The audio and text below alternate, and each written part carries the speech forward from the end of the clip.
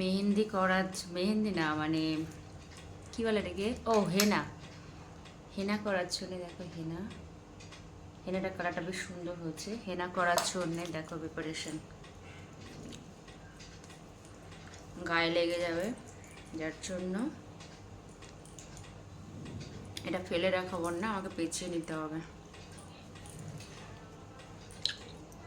এবার চুলটা বেঁধে নিতে হবে, চুলটা বাঁধবো না, গ্লাভসটা হারিয়ে ফেলেছি আর খুঁজে পাচ্ছি না, তাই প্লাস্টিক দিয়ে গ্লাভস বানাচ্ছি।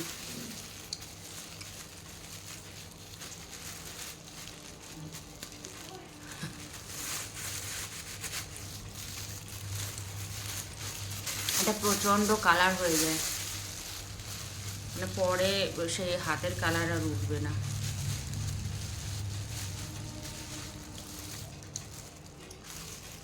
হ্যাঁ, প্লাস্টিকটা খুলে যাচ্ছে।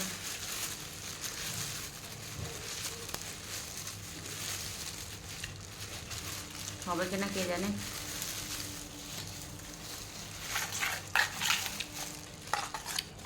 মেহেন্দি কালারটা বেশ ভালো এসছে। অনেকদিন পর কিন্তু আমি এই মানে কি বলে হেনা লাগাচ্ছি।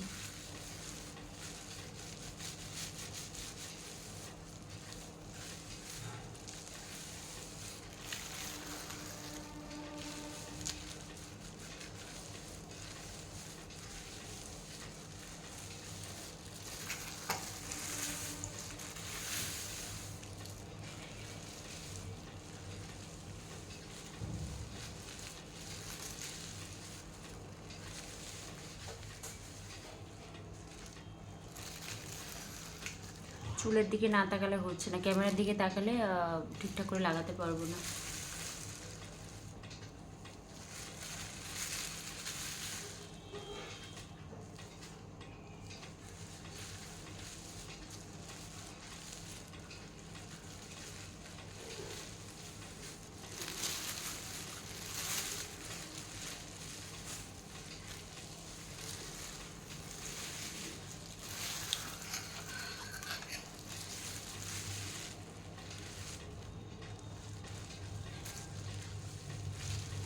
আবার হোয়াটসঅ্যাপটা ঢুকেছে, দেখা যাচ্ছে না চুল।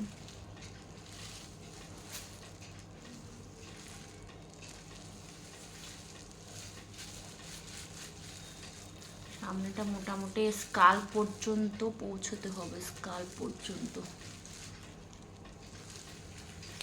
পুরো চুল একদম এই দেখো লেগে যাচ্ছে। হয় নাকি গ্লাভস ছাড়া, চেষ্টা করছি।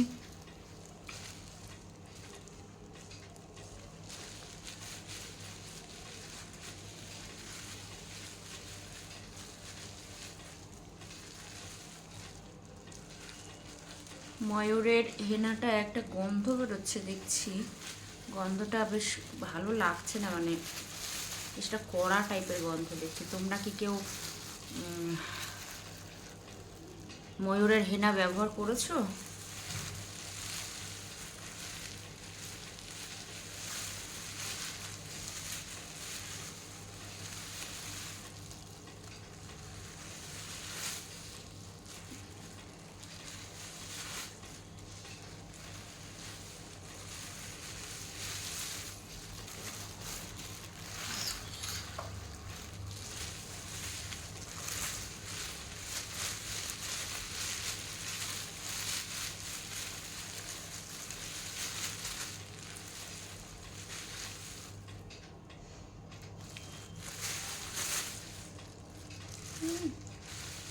ছোট ছোট চুলের খুব প্রবলেম।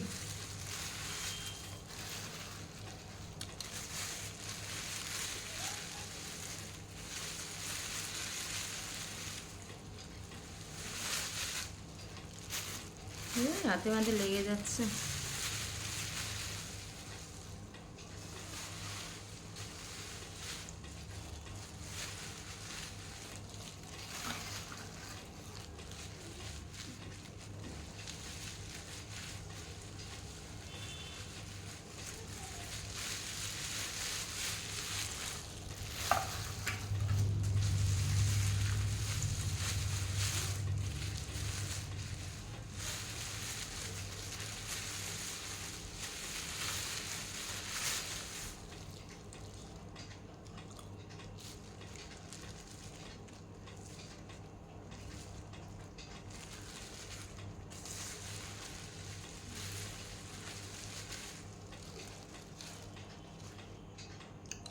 এবার কী করবো বুঝতে পারছি না।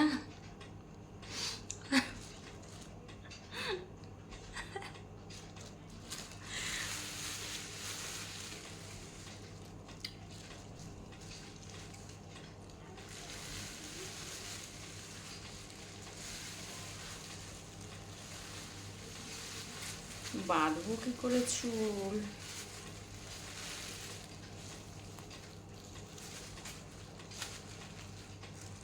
এই ক্লিপটা দিয়ে আটকে দেবো।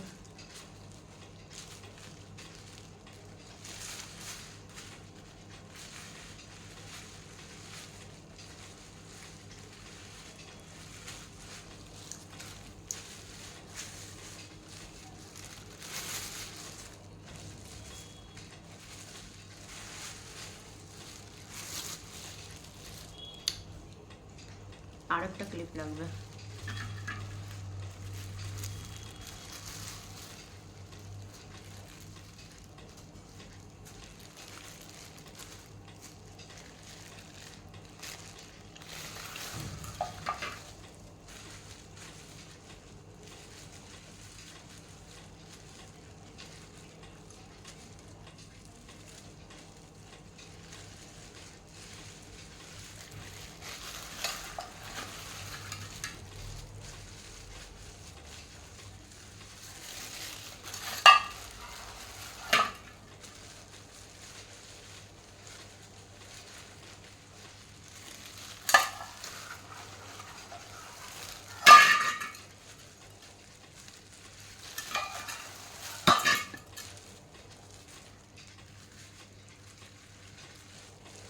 চুল খুলে যাচ্ছে, আর একটা ক্লিপ লাগাতে হবে।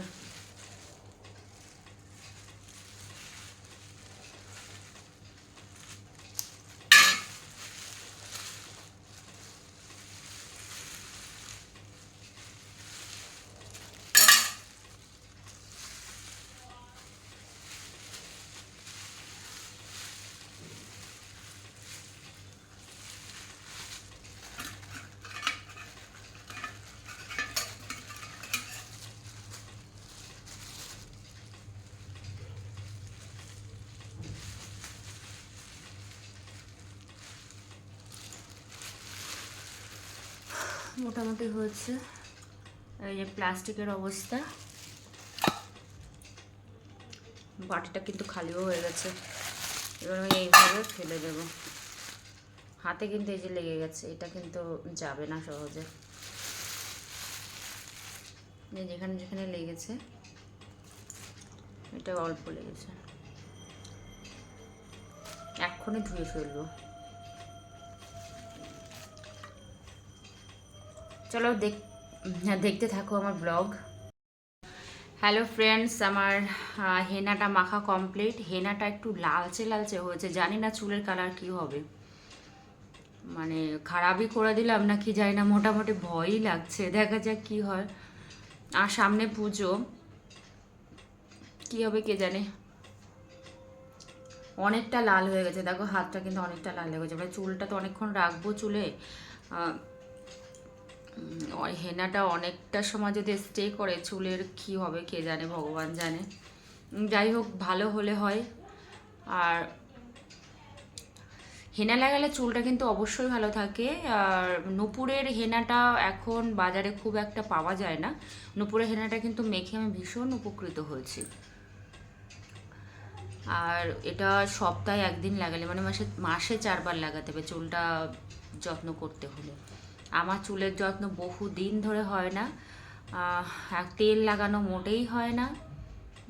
তো চুলের যত্ন একটু করব বলেই একটু মানে স্টেপটা নিয়েছি, এই কারণেই, মানে এত পরিমাণে চুল উঠে যাচ্ছে। অবশ্য বর্ষাকালে একটু খুব বেশি পরিমাণ চুল ওঠে। তো আমার অনেক চুল উঠে যাচ্ছে, মানে চুলটা একদম হালকা হয়ে গেছে। মানে অনেকেই বলছে যে চুলটা এত পাতলা হলো কি করে। আর সত্যিই আমি দেখছি যে এখান দিয়ে পুরো টাকলা টাকলা মতো বেরিয়ে গেছে।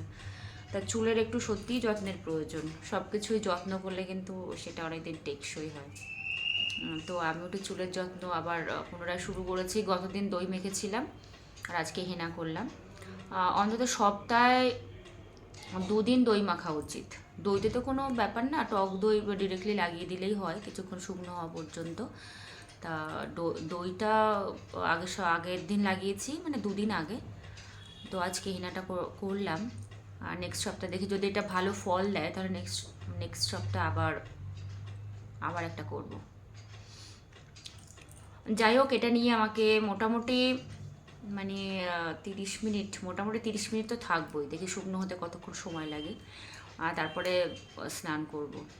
চলো বন্ধুরা, আমি এই আধা ঘন্টা পর্যন্ত রাখি, তারপরে শ্যাম্পু ট্যাম্পু করবো। তো এখনকার মতো বন্ধুরা, তোমরা কিন্তু ভেবো না যে আমি ময়ূর হেনার অ্যাড দিচ্ছি, আমি শুধু এটা লাগিয়েছি তাই তোমাদের সঙ্গে শেয়ার করছি। এর আগে আমি সবসময় নুপুরের হেনা ইউজ করতাম, সেটা রেগুলারিটি এরকমই, মাসে 4 বার আমি নুপুর হেনা ইউজ করতাম। চুলটা খুবই ভালো ছিল, মাঝে অনেক দিন চুলের যত্ন নেওয়া হয় না বলে চুলটা ভীষণ বাজে হয়ে গেছে। তো ভাবলাম আবার হেনাটা করা শুরু করি।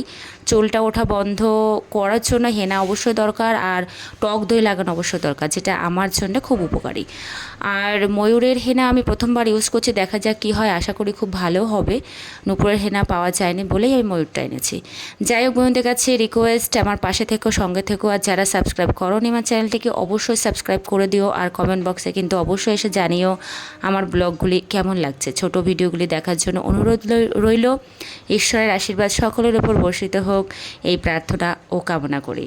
আর একটা একান্ত প্রার্থনা, আমার সাথে থেকো, পাশে থেকো।